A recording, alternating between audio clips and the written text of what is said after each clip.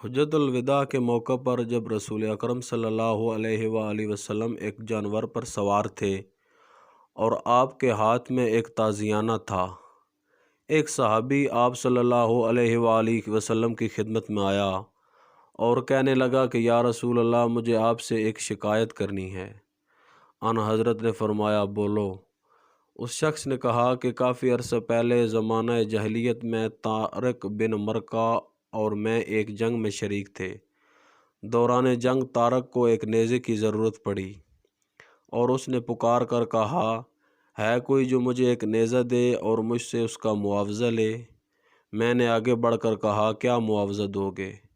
اس نے کہا، میں زبان دیتا ہوں کہ میرے ہاں جو پہلی بیٹی پیدا ہوگی اس سے میں تمہارے ساتھ بیاہ دینے کی خاطر جوان کروں گا۔ میں نے اس کی پیشکش قبول کر لی اور اپنا نیزہ اسے دے دیا۔ اس بات کو کئی سال گزر گئے۔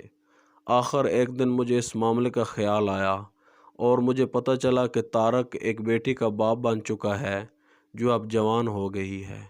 چنانچہ میں گیا اور اس سے بات کی اور اپنا حق مانگا، لیکن وہ اپنی زبان سے پھر گیا ہے اور مجھ سے نئے سرے سے مہر مانگ رہا ہے۔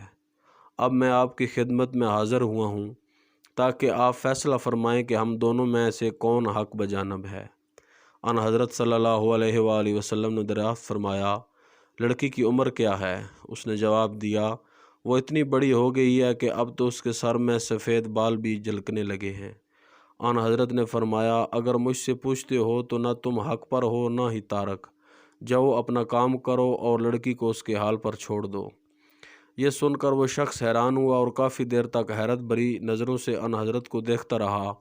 وہ سوچ رہا تھا کہ یہ کیسا فیصلہ ہے؟ کیا باپ اپنی بیٹی پر اختیار نہیں رکھتا؟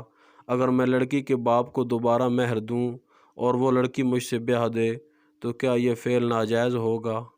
اس شخص کو حیرت زدہ دیکھ کر رسول اکرم صلی اللہ علیہ وآلہ وسلم اس کی دلی کیفیت سمجھ گئے اور فرمایا، اطمینان رکھو، جو مشورہ میں نے تمہیں دیا ہے اس پر عمل کرنے سے تم گناہگار نہیں ہوگے اور نہ ہی تمہارا دوست طارق گناہگار ہوگا۔